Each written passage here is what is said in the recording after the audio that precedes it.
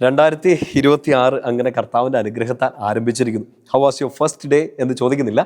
2026 തീർച്ചയായിട്ടും വലിയൊരു അനുഗ്രഹത്തിൻ്റെ വർഷമാകുന്നു. എനിക്ക് നല്ലൊരു പ്രതീക്ഷയും പ്രത്യാശയുണ്ട്. ഈ ഷോയിൽ ഞാനത് നിങ്ങൾക്ക് വേണ്ടി പ്രത്യാശിക്കുന്നു, നിങ്ങൾക്ക് വേണ്ടി പ്രാർത്ഥിക്കുകയും ചെയ്യുന്നു. കർത്താവിൻ്റെ വലിയ അനുഗ്രഹത്താൽ നമ്മൾ ഈ ഒരു പുതിയ ശുശ്രൂഷ ആരംഭിക്കുകയാണ്. ഈ ഒരു 365 ദിവസം നീണ്ടു നിൽക്കുന്ന എല്ലാ ദിവസവും വൈകുന്നേരം രാത്രി 9 മണിക്ക്. നിങ്ങൾ എപ്പോഴാണ് കിടക്കുന്നതെന്ന് അറിയില്ല.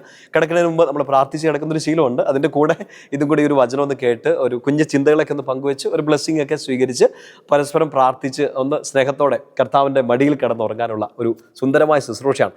So how was your first day? 2026 എങ്ങനെ തുടങ്ങിയെന്ന് വെച്ചാൽ ഓരോരുത്തർക്കും ഓരോ രീതിയിലാണ്. ഞങ്ങൾക്ക് ഇവിടെ ധ്യാന കേന്ദ്രത്തിൽ വലിയൊരു ബ്ലെസ്സിങ്ങിൻ്റെ ദിവസമാണ്. ഈ രാത്രിയിൽ ഞങ്ങൾക്കൊരു നൈറ്റ് വിജിലൊക്കെ ഉണ്ടായിരുന്നു. ഒത്തിരി പേര് വന്നു പ്രാർത്ഥിച്ചു. ഇന്ന് ഈ വ്യാഴാഴ്ച ഈ 1-ാം തീയതി തപസ് ധ്യാനം ആരംഭിച്ചു. ഉപവാസ ധ്യാനം 1-ാം തീയതി ധ്യാനത്തോടു കൂടിയാണ് ഈ ഒരു വർഷം ആരംഭിച്ചത്. സോ ഈശോയെക്കുറിച്ച് പറഞ്ഞുകൊണ്ട്, ഈശോയെക്കുറിച്ച് സംസാരിച്ചുകൊണ്ട്, ആരാധന നടത്തിക്കൊണ്ടാണ് ഈ ഒരു വർഷം എനിക്ക് ആരംഭിക്കാൻ പറ്റിയത്.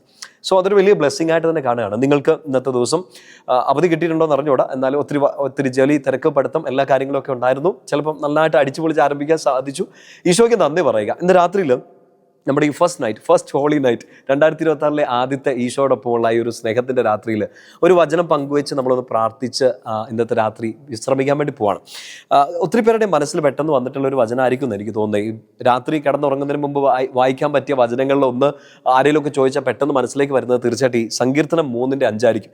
നിങ്ങൾ ഈ 365 ദിവസവും കിട്ടുന്ന വചനങ്ങൾ, ബോധ്യങ്ങളൊക്കെ ഒന്ന് ഒരു നോട്ട് ബുക്കിലേക്കൊക്കെ എഴുതി വെക്കുകയും ഒപ്പം തന്നെ അത് മറ്റുള്ളവർക്കൊക്കെ ഷെയർ ചെയ്യും. നമ്മുടെ ഈ വീഡിയോസും ഈ ടോക്കുകൾ, ഇതിൽ പറയുന്ന വചനങ്ങളൊക്കെ മറ്റുള്ളവർക്കൊക്കെ ഷെയർ ചെയ്യുകയാണെങ്കിൽ അത് ഒത്തിരി അനുഗ്രഹമായിരിക്കും. കുറേ പേർക്കൊക്കെ നമ്മൾ മാത്രം കേൾക്കുക, നമ്മൾ മാത്രം സ്വീകരിക്കുക എന്നുള്ളതല്ലോ, ഒരുപാട് പേർക്ക് ബ്ലെസ്സിങ് ആവാൻ വേണ്ടിയിട്ട് ഈ ഒരു ശുശ്രൂഷ എനിക്ക് ഉറപ്പാണ് നല്ലൊരു ബ്ലെസ്സിങ് ആയി തീരുമെന്ന് എനിക്ക് നല്ല ഉറപ്പുണ്ട്.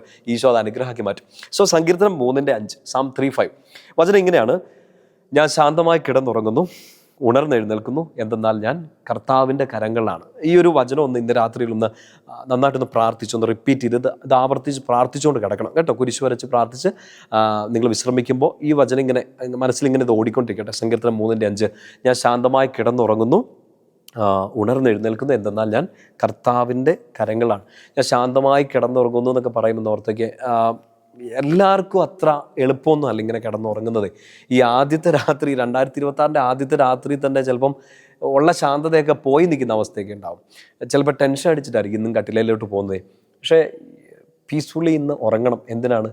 നാളെ ഉണർന്നെഴുന്നേൽക്കണം. എന്തിനാണ്? എന്ത് കാര്യത്തിലാണ് അത്ര ഉറപ്പ്? കാരണം ഞാൻ കർത്താവിൻ്റെ കരങ്ങളിലാണ്. അതാണ് നമ്മുടെ ഏറ്റവും വലിയ പ്രത്യാശ.